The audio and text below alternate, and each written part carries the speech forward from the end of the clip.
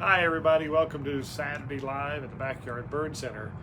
Today's program, it was a request from YouTube, and it was to talk about warblers and maybe do a program on identifying warblers. Well, here's the problem with the program on warblers. One is, this is a book about the warblers of North America. You see how thick that book is?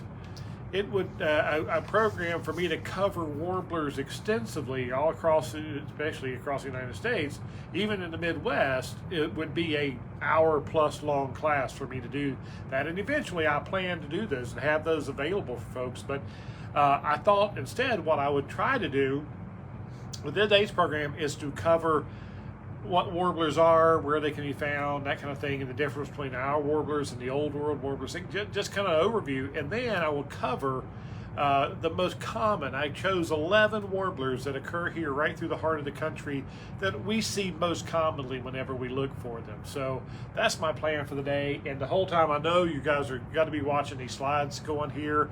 This is my large slideshow of about 50 warblers in this slideshow, which is about what we have, I think in North America, 54 or so. There's 100 and I think 120 or so maybe worldwide, but all the warblers that what we consider warblers here in the U.S. are called New World Warblers. There are warblers in the Old World, in the East Hemisphere, especially, and in the European nations and other countries over there, where the name warbler came from, referred to their group of birds which are not that closely related to our warblers, but where the warbler name came from is because those birds in the Old World, are not really flashy and pretty like a lot of ours are, but they are great songsters. And if you've ever been bird watching over there, and I've bird watched in England a couple of times, the warblers are a group of birds, and they tend to stay deep in the cover, and they sing really beautiful songs. They warble, and you get really frustrated because it's hard to find them, and you see them, but they're a whole different group. Where our warblers, the New World Warblers in this country, are commonly referred to as the butterflies of the bird world by bird watchers because they are colorful and they dance in the trees, and people, when you get into bird watching, they're one of the first groups of birds that you'll fall in love with because they are so pretty and they're a challenge. One of the things that when it comes to finding birds, and when I sell binoculars and I talk about needing a wider field of view with your binoculars, so that whenever you put your binoculars up, that bird has bounced around. If you've got a wider field of view, you have a chance of still finding him. Well, warblers are a perfect example of that need. There's an old saying for bird watchers that a warbler sits still long enough to say, "Hey, isn't that oh shoot." Yep, and he's gone to the next limb, and he's bouncing around like that. But it's fun and it's challenging. And the spring, right now, is when these warblers are returning and are moving through our area.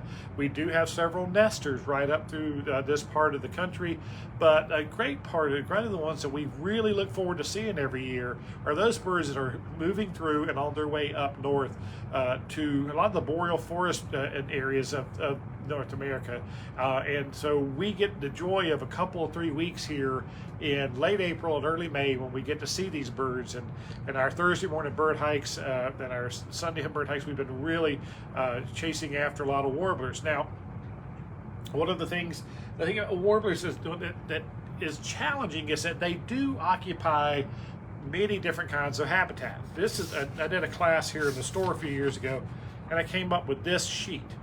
This is a kind of a cheat sheet of all the warblers, and kind of what I tried to cover here were where to look for them and when to look for them, and what are some of the key factors for them.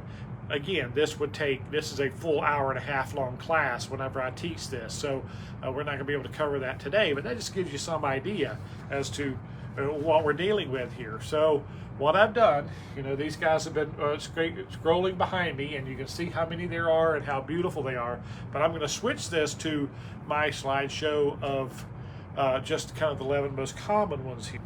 There's only one warbler in our group that we see into winter here, and even sometimes all the way through winter, but not usually. Usually they stay later and they come back earlier, and that is the Yellowrumped Warbler. It's also known as the Myrtle Warbler. These are the one exception to the neotropic migrants that warblers as a group are. They spend their winters in the tropics. This guy actually spends his winters down on the Atlantic coast and the Gulf Coast. The name Myrtle Warbler comes from the wax myrtle bushes that they winter in, and they eat the berries in the winter months. And you see this bird, when I talked about how colorful the warblers are as a group, and I put this bird up front, you're probably going, well, he's not all that colorful. Well, he really has a beautiful yellow rump. You see where he gets his name, nicknamed Butterbutts by bird watchers. But this bird, this is his winter plumage, but when he is in his breeding plumage, he's much, much prettier. And this is what he looks like now. But he's returned this time of year, and he's getting ready for the breeding season. He is far more camouflage in winter, but now he's brighter, and he's got these beautiful yellow patches and blacker in the face and everything that he uses a horse to attract a mate. So the Myrtle Warbler or Yellowrumped Warbler is one that you can really start with and learn it, because it's here longer, and it's also here whenever there's no leaves on the tree, which makes it easier to see. And they jump around. They're very, very active birds, and they flash that yellow rump on the patch on their back, and it's one of the easier warblers to learn. So he's here, and then the next guy that comes in, and one of the reasons I really wanted to put this guy in there, this is a Louisiana water thrush. Notice that I didn't say the word warbler with his name. It is a warbler, but it does not have the name warbler in its name, and that's confusing. It could be another bird that we have that, and two other birds that have that in the group. So you think water thrush, well, that must be related to robins, because robins are a thrush. No, this is actually a warbler. And they come in really, really early, like in March, to our areas, and they nest along creeks and streams, and they sing very, very loud songs, and they walk along, they bob when they walk along the water, getting bugs out of the water. So the water thrush is an easy one to learn, because it's here whenever the leaves are off the tree. They're frustrating to see because they're brown and brown stripes, and that's in the dull landscape, it doesn't pop out at you. But when you find them, it's really, really rewarding, and they are one of our earliest returners, and they commonly nest throughout the area along streams. So the next one that comes in is the orange-crowned warbler. Now, again, not the most flashy of the warblers, pretty dull. This is a bright yellow one. Now, a lot of times they can be much duller than this yellow, but they are one of the very early warblers that come in, and a lot of times you'll see them feeding in flocks with the yellow rumps. You'll pick out the orange crowns. They like to hang upside down compared to the yellow rumps. So while the yellow rumps are bouncing all around and eating and gleaning bugs and caterpillars from leaves and things, the orange crown likes to hang upside down and do that. So sometimes you can pick them out because of that. But he's not the most flashy, but they're pretty common. Now, you guys out west, this is a very common warbler for you, like out in Colorado and those areas. The orange crowns are pretty common warblers out there. The further east you go, the less common they are. So let's see. Then the next wave that kind of comes in, those, the early warblers get here, and then we start the massive wave into the area. One of the favorites of a lot of people in that early wave, and yes, this is sitting on a hummingbird feeder right here near the store. This is a bird called the northern parula. P-A-R-U-L-A, parula, if you will. Some people say parula, some say parula, but this is a beautiful little bird, nests up high in sycamores generally, and it makes a sound zip, like a cup running over or a zipper going up. And again, that is a great example of a bird that nests really high, that it sure helps to know the song. And that's true of most bird watching. If you learn the songs of birds, you'll find birds a lot easier. But this is a northern parula, and yes, it is a warbler. And this is another picture of him. This is a really great. And you see that necklace on him there, the spot, the white wings, beautiful bird. Little broken eye ring on him there. One of our really very common nesters here. And about that same time that they're coming in, we get the black and white warbler.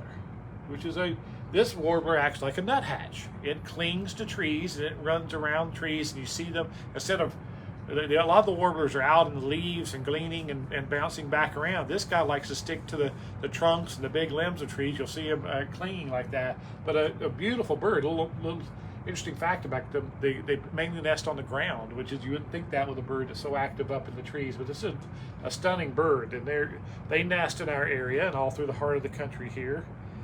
And we'll say we get to about that same time, the Kentucky warbler comes in, and this is a very low warbler. Kentucky warblers tend to stay down in high grasses and low areas and low shrubby areas. I call him Elvis because of the sideburns there. Beautiful, beautiful bird. Very loud singer, very common, and good. They need good extensive woods. And then in that same wave, a very common nester in good big thickets of woods is the American redstart. And then this one is the very Oriole-like warbler. The orange patches in his wings and in his tail. And one of its habits is it likes to flare its tail whenever it's in courtship, but then also to territorial display. They'll flare to show those big orange spots in their tail, and they're very active, bounce around a lot. Frustrating because they sing a lot of different kinds of songs, but very common in places like Weston Bend State Park where there's lots of big timber. They nest very commonly up there. We see a lot of the American redstarts there. And another of the birds this is in Ruth's backyard at her water feature. This is a warbler that doesn't have the name warbler in it. This is a common yellow throat. I call it the masked bandit for the black around his eyes there. And they love water. So they love, if you have a wet area, a pond nearby in the reeds and things like that, they're very common in there. And they do like to have their tail up like a wren. They do that. It's pretty common for them too. And I learned this song, cheeseburger, cheeseburger, cheeseburger. No, I did not. A Wichita, Wichita, Wichita, not the cheeseburger. This is the Wichita, Wichita, Wichita song. And they are, like I said, in their area, in their wet area, they're very common. They'd be quite common. So one of the best ones, probably, but the most common urban warbler we have, and they will nest in your yard. They can't. Is the yellow warbler, just a plain name, the yellow warbler. This is a male with a brilliant red striping on this all yellow warbler with the black eye. We see a lot of them in the spring. They like willows. So willow trees are around ponds and things are very common for them along creeks and streams. So the yellow warbler it's probably our, like I said, most common urban nesting warbler in all through the heart of the country. So the warblers, a great group of birds, neotropic migrants, almost totally insectivorous.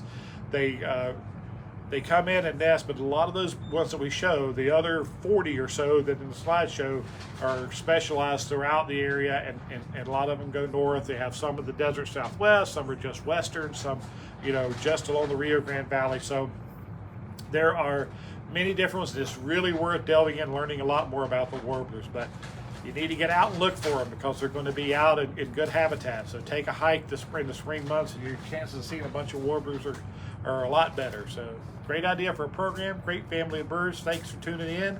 Until next week, come on, let's talk birds.